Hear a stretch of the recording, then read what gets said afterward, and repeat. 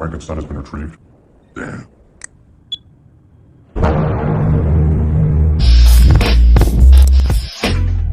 Kali ini saya akan membahas sebuah film bertemakan balapan yang berjudul Death Race tahun 2008.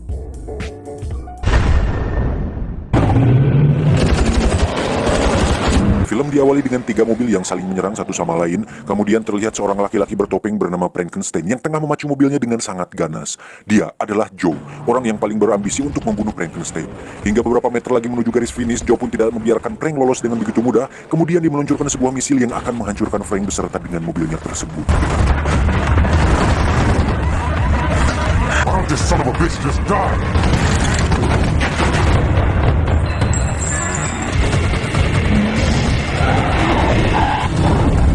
Sayonara, Frankie. Frank yang mengetahui bahwa nyawa mereka berdua ada di ujung tanduk, meminta agar pendampingnya keluar dari mobil tersebut. Dan benar saja, mobil yang Frank kendarai langsung hancur oleh misil yang Joe tembakan dan membuat Frank meninggal.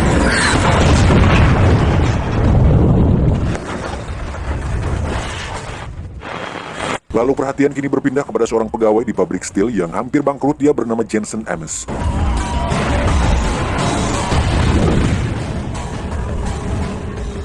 Setelah mendapatkan bayaran atas kerja kerasnya, tanpa diduga segerombolan polisi datang dan menyerang seluruh pekerja di pabrik tersebut.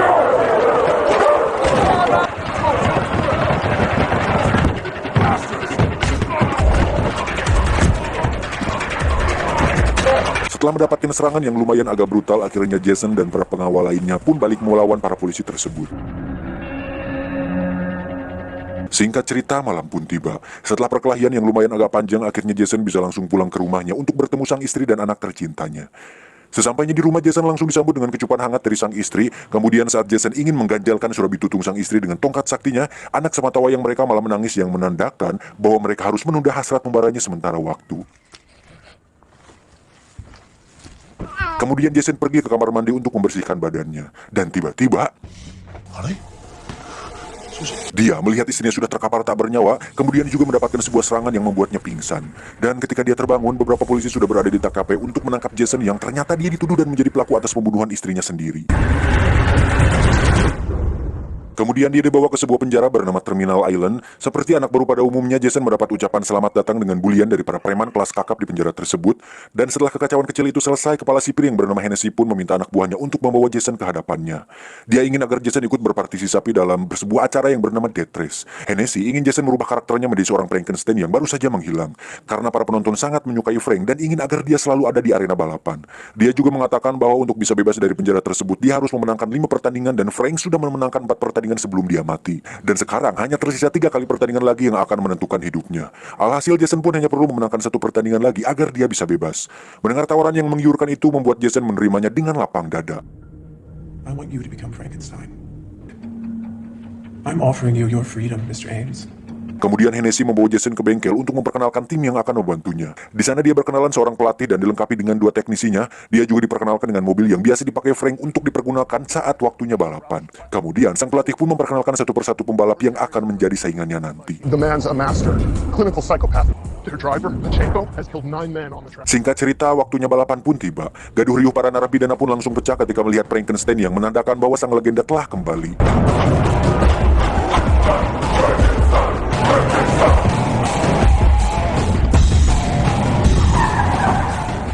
Dan sebelum balapan dimulai, para pembalap pun diberikan navigatornya masing-masing. Dan Frank sendiri mendapatkan Case yang menjadi navigatornya. Dan Case jugalah yang menjadi navigator dari Frank generasi pertama. Setelah acara perkenalan telah selesai, mereka pun langsung bersiap di posisi masing-masing. Dan balapan pun dimulai. Di start pertama terdapat 9 pembalap yang mengikuti acara Death Race itu. Seperti biasa, Joe yang sangat ingin sekali mengalahkan Frank terus menyerang dan menyudutkannya.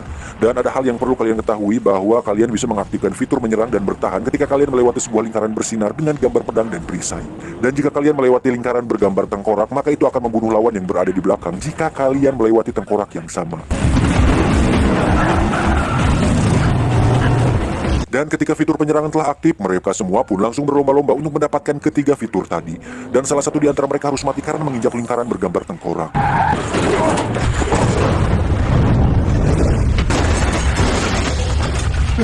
Kemudian satu lagi peserta harus mati karena serangan roket dari peserta lainnya.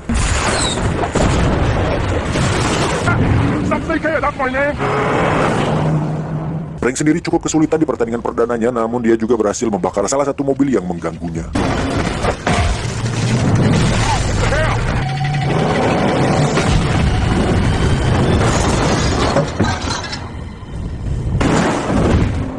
Nice work. Dan ketika kemenangan berada di depan mata, dia malah tertegun karena melihat seorang peserta yang menirukan gaya pembunuh istrinya. Dan hal itu membuat peserta lain menabraknya dan membuat Frank harus kalah dalam pertandingan pertamanya. Look out!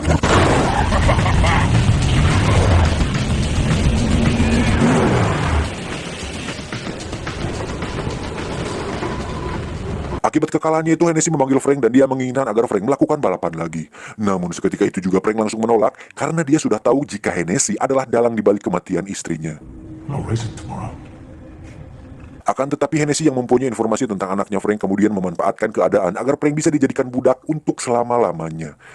Dan dengan berat hati akhirnya Frank mau tidak mau harus melakukan balapan agar anak sematawayangnya tetap baik-baik saja. Frank juga menjanjikan bahwa dia akan menjadi monster sesuai yang diinginkan Hennessy. You're one of the monster.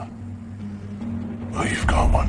Kemudian Frank kembali ke bengkel untuk memperbaiki mobilnya dan tiba-tiba dia melihat peserta balap yang tidak sengaja melewatinya. Ternyata dia adalah orang yang melakukan gerakan yang sama persis dengan orang yang membunuh istrinya kepadanya waktu itu.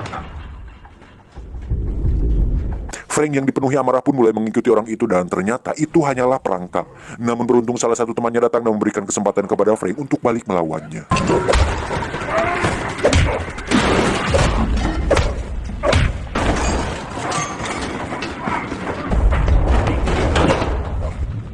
Setelah Frank hampir membunuhnya, akhirnya dia mulai buka mulut tentang pembunuhan itu, yang ternyata benar bahwa otak dibalik semua itu adalah Hennessy. Let me go, man.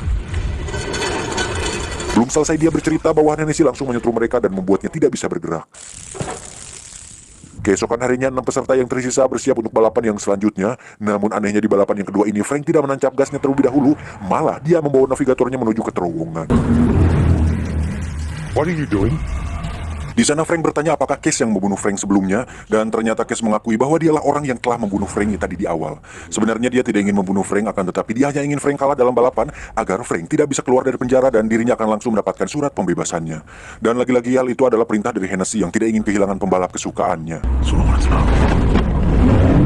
Dan setelah mendapat jawaban dari Case, akhirnya Frank kembali melanjutkan balapannya yang sempat terganggu. Kemudian dia mulai menyerang Joe dan dilanjutkan dengan penyerangannya terhadap orang yang telah membunuh istrinya. Dan dengan kecerdasan seorang Frank, akhirnya dia dapat dengan mudah membunuh manusia laknat itu.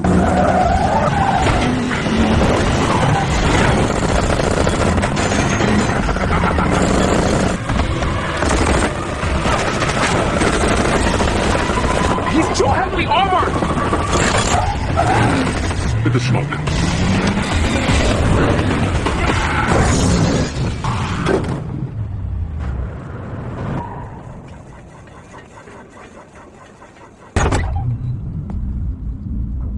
Setelah itu Frank langsung menatap sebuah CCTV yang mengartikan bahwa Hennessy lah orang selanjutnya yang akan dia bunuh. Mengetahui makna dari tatapan itu, Hennessy langsung mengeluarkan kapal tempur atau alat pembunuh massal kesayangannya. Dengan keluarnya mobil tempur itu menyebabkan semua pembalap tewas dan hanya menyisakan Frank dan Joe saja. Frank yang mulai terdesak tidak mau menyanyiakan nyawanya begitu saja, kemudian dia mengajak musuh bebuyutannya untuk bekerja sama. Karena Joe juga tidak punya pilihan lain, akhirnya dia bersedia untuk diajak bekerja sama. Frank yang dari awal mempunyai rencana langsung merealisasikan rencananya bersama Joe. Dan akhirnya momen yang mereka berdua tunggu-tunggu telah tiba. Mereka membawa mobil tempur itu ke tempat lingkaran tengkorak. Setelah melewati lingkaran itu, tiba-tiba... Dan hal itu membuat mobil kesayangan Hennessy hancur tak tersisa.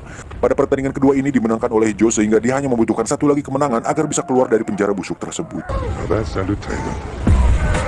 Damn it! Hennessy yang mulai panik akhirnya menyusun rencana dan memasang sebuah bom tepat di bawah mobilnya Frank. Untuk menghindari kecurigaan, Hennessy pun mengumpulkan semua napi di lapangan dan mulai berorasi di sana. You were not fit to be husbands. You were not fit to be fathers. Di sisi lain, anak buah Hennessy pun dengan sigap langsung pergi untuk memasang bom tersebut. Dan setelah Hennessy selesai memberikan motivasi kepada para tahanan, si pelatih pun langsung mengajak Frank untuk menunjukkan sesuatu kepadanya. Kemudian dia memperlihatkan cuplikan balapan di ronde pertama, dan ternyata di balik tembok dari kaleng itu terdapat jalan keluar yang bisa membawa Frank dan yang lainnya kabur dari sana. Dan setelah mengetahui hal itu, Frank pun langsung memulai rencana pelariannya. Seketika itu juga Frank langsung mengajak Joe untuk ikut andil dalam perencanaan tersebut. Karena Joe juga ingin pergi dari penjara itu dan tinggal di Miami, akhirnya dia memutuskan untuk ikut dalam rencana Frank. Maybe you and Frank should have a little talk. Singkat cerita, malam pun tiba. Terlihat dua peserta terakhir dari acara Death Race mulai bersiap-siap di garis start. Dan kini mobil mereka dilengkapi dengan persenjataan yang mereka perlukan untuk saling membantai di atas licinnya jalan. Dan sebelum balapan dimulai, Hennessy pun menghampiri Frank untuk memberikan surat pembebasannya yang faktanya, surat pembebasan itu tidak akan berguna karena dia akan mati ketika akan memenangkan balapan.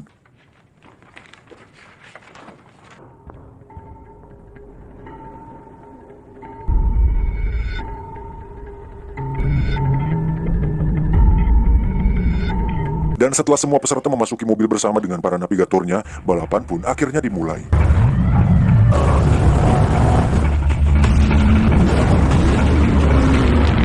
Hit sword up ahead. Lit shield up ahead.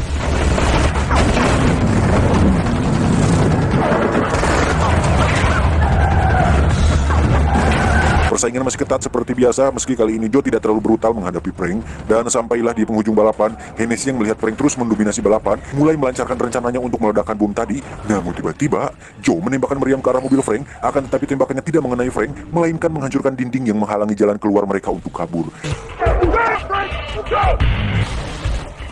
Dan seketika itu Hennessy langsung panik dan mengerahkan semua petugas yang ada di sana untuk menangkap Frank dan Joe. Kemudian dia langsung menekan tombol kontrol jarak jauh yang akan meledakkan bom di bawah mobil Frank. Namun ternyata mobil itu tidak kunjung meledak dan membuat Hennessy semakin marah.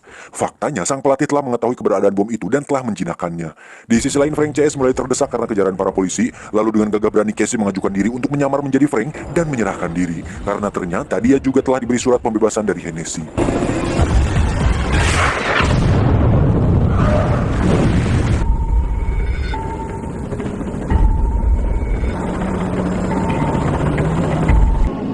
There you are. Merry Christmas.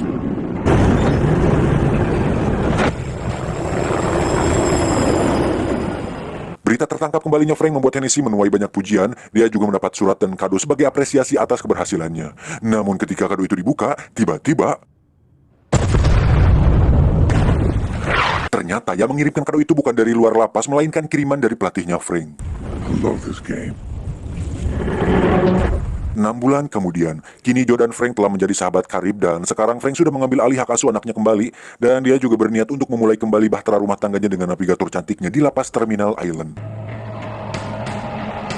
Tamat, ending yang mendet